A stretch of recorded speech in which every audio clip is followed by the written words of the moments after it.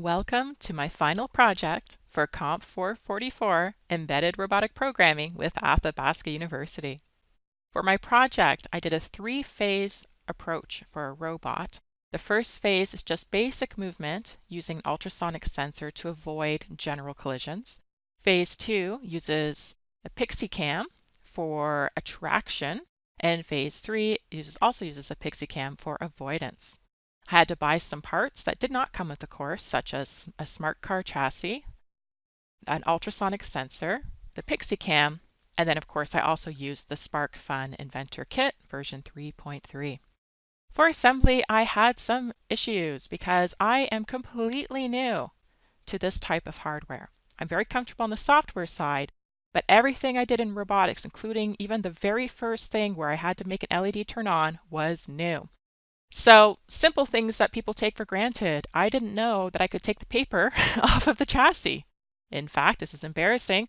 I didn't know it was called a chassis. I thought it was pronounced chassis, as my husband likes to laugh at me for that. And I was really intimidated about how to put the motors on. I followed the instructions, but there were no wires on my motors, and I didn't know what to do with that. So thankfully, I saw one of Sean's videos, another student in the course, and I learned how he wired them and that he had to solder them, which was intimidating. And then so what ended up happening was my husband, thankfully, is extremely supportive, and he actually happened to have a soldering kit. So he showed me how to do that. He showed me how to wire the motors, and then I have the first phase, which is just hard-coded movement. So it's not using any sensors at this point. And oddly, I found it turns way too far to the left compared to the right, even though the code, is the same. It was very odd. So we tried different things. My husband was helping me. One thing is swapping the tires because the treads weren't consistent in the direction they were facing on the tires. Reverse the 8 and 9 pins because one is a tilde, and I'm curious if it will now turn to the right. Nope.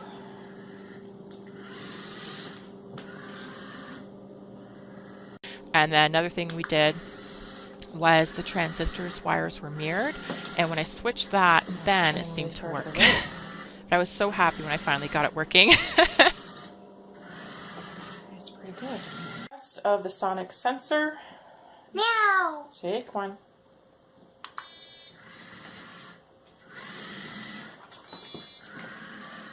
So if it senses something in medium range, it's supposed to do a low beep and turn left. Something close range, it's supposed to do beep, beep, and turn right, and that's what it did. Whoa. Uh-oh, now it's stuck.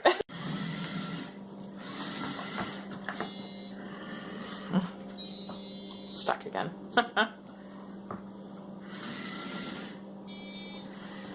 With phase 1 working with movement and basic collision avoidance, it was time to move on to phases 2 and 3. For this test, I'm doing the avoidance. So when Pixie detects that the red is within a certain range, then it should try to turn to the right. Might be a bit hard on the couch. I had to put a range because if Pixie can see far, I want to be able to have a block down but not have it just always responding to it, so it has to be a certain range for it to work. Let's see if Pixie will see this. There it goes. Does not like that block. And now it's already out of the range, so it's okay. But if I move it again, it's not going to be happy. And there it goes. Yay! So I'm glad that's working. Now I just need to get the attraction part working. I just had a successful test of the attraction. I'm hoping I can make it go again.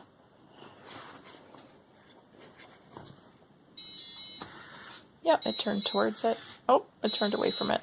Oh, and towards it. Yay, go buddy!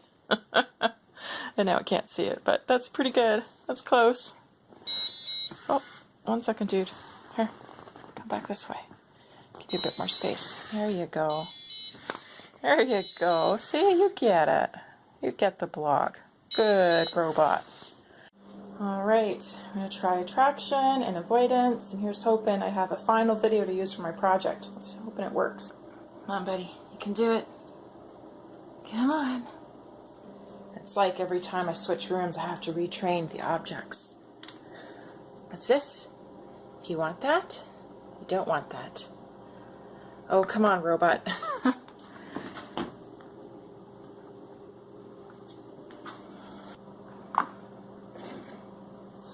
Oh, it's seeing the blue. Yay! Sees the blue. Yay! Get it turned the other way. Come on, buddy. You can do it. You can do it.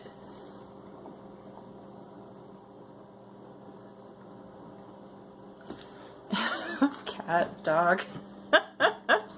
Oh, see, even my shadow. Oh, man. There it goes. There you go, buddy. There's another blue one. Come get it. Come on. Come on. You can do it. Oh, it's trying to see it. It's flashing. I think part of the problem is it's... Yeah, it's a light. I have to get really close. Oh, look at that blue on the LED. I don't know if you can see it on the camera. Come on, buddy.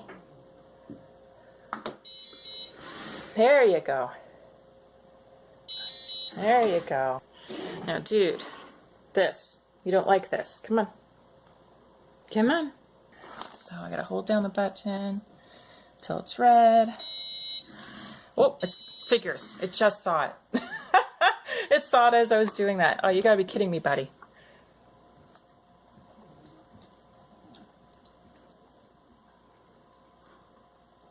Come on.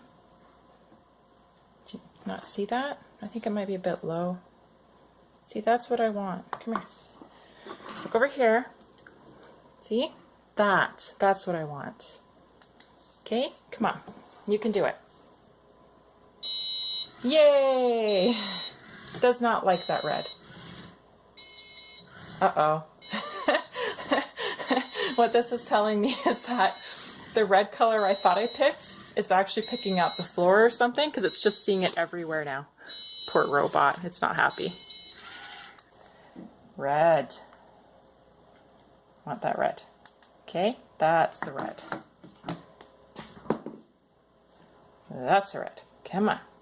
Look at the red. Look at the red. Yeah. So that worked. Oh, that was it going after the blue. So that's good. Oh, still trying to get the blue. So it likes the blue. All right, we're getting there. Almost have a fully functioning robot. Oh, so close. Oh, okay. The pets are all like, "Hey, Sabo, come here. Hi, kitty." We got all the pets here now. Hi, sweetie. Hi. We got Bella. Hi. Who needs the bath? He's stinky.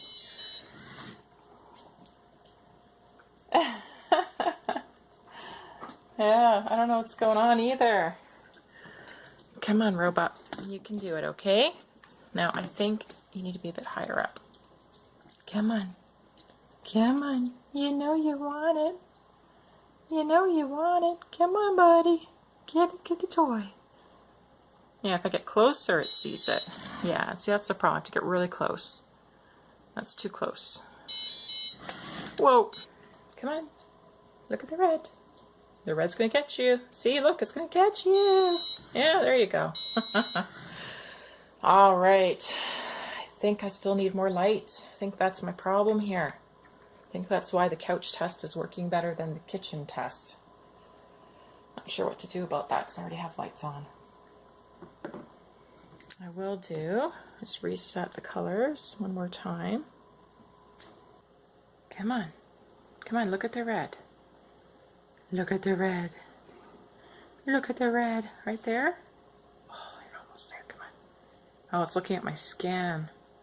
Okay, so you can actually see the LED change. I don't know how well you can on the video, but that color's my skin. I mean, it's not really my skin, but that's what it's zooming in on. I know because when I move my hand there. So when I was holding it earlier, I was actually looking at my hand. Oh, man. Which in a way is neat, because in a way I can just put my hand there and tell it to go away. But I need it to see the red. And I think what's going on is the blocks are also a bit low, so I'm going to go find something to raise them up. Everything works better on the couch, and I don't know why, but here it is again. It's going to avoid that.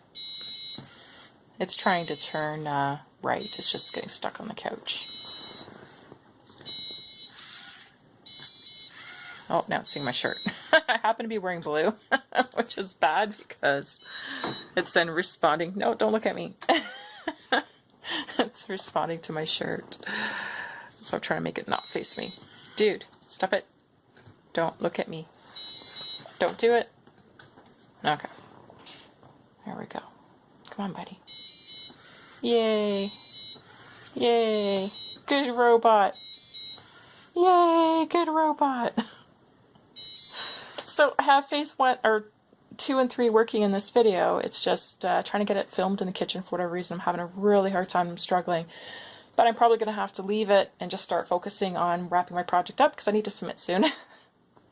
Alright, I'm going to do another couch video since I'm having a hard time in the kitchen. So this would be the top priority.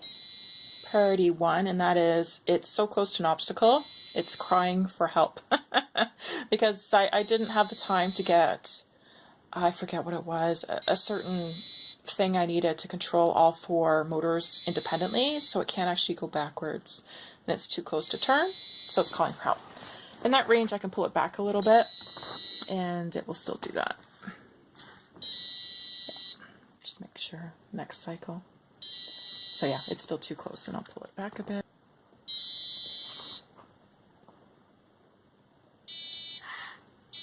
So that is its warning, and it's trying to turn right, and that means it's close to the barrier, but thinks it can turn. I move it back a bit. And now that's also sensing a barrier, but it's a bit further away, so it's doing a longer turn, in this case to the left. That's how far we are away from the couch. And then if it's really far away, it'll just go straight. And in this case, it's just going to keep going straight.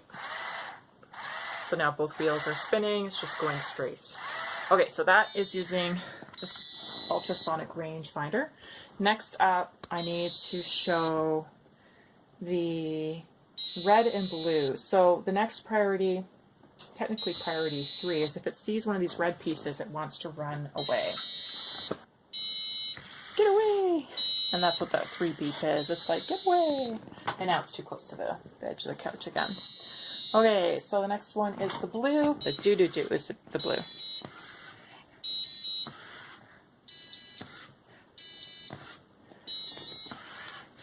That's it, seeing the blue. It's a bit harder showing, you know, it all together because it also just explores on its own as well, right? And that's what it's doing. It's just going to keep spinning. So what I can do is I can put the blue in.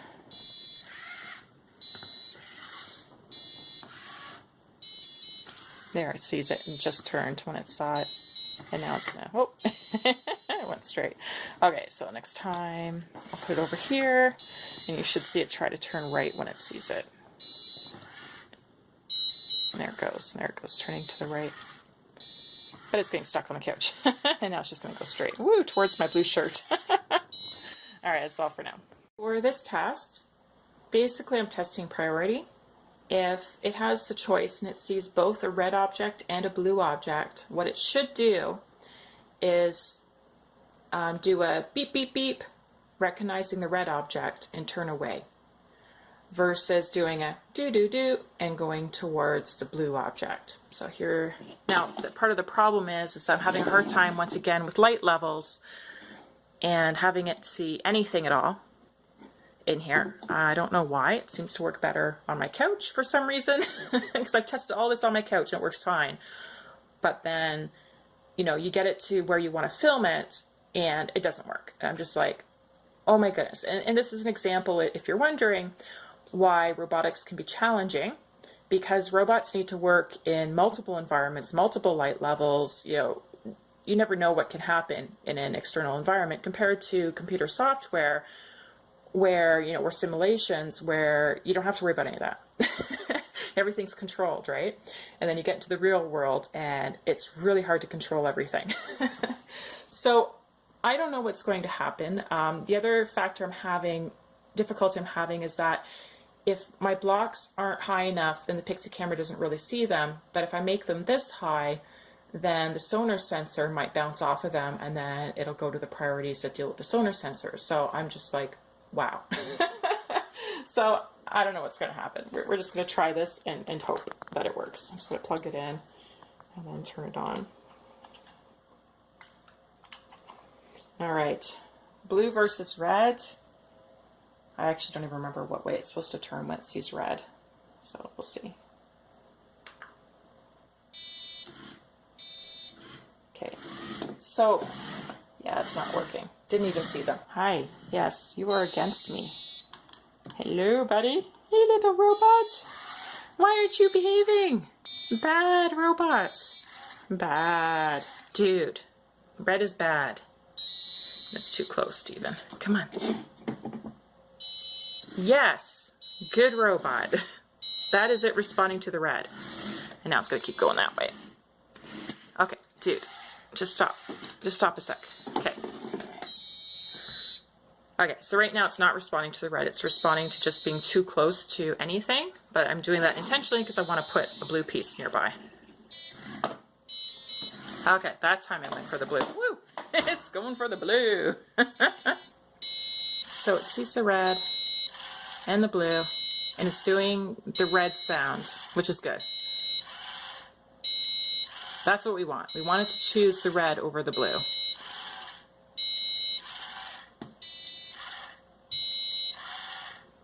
Very good. I'm just holding it. Okay, 1 second. Let's see if it'll do it. So the red and blue are there. It's choosing the red and just got out of the way of the red. Now it's going to keep going straight. That's the sound for the blue. And it is turning the left wheels because it wants to go right, which is good because it is to the right. Test, I turned things around a bit, hoping that maybe the light levels will be a bit better. Although you can see how the light like reflects on the floor even in the background there. It's so, the camera has to see through all that. It can make it really difficult. So if I were to redo this, I'd probably choose a floor that's not shiny. Not that this is even considered a shiny floor, but I mean something that is really not shiny. This test I decided to turn things around and try filming from a different angle in the hopes that maybe Pixie will have an easier time seeing these objects, because sometimes what's happening is Pixie is just not seeing them like at all, even though I've already done the whole selection process with Pixie to train the objects. Yeah, so that's actually good. So if I put it down now, it's going to steer away, which is what you want. It's not going after the blue, it's saying get me away from the red. Okay, so that's the sound that we want, the do, and that means it's going towards the blue.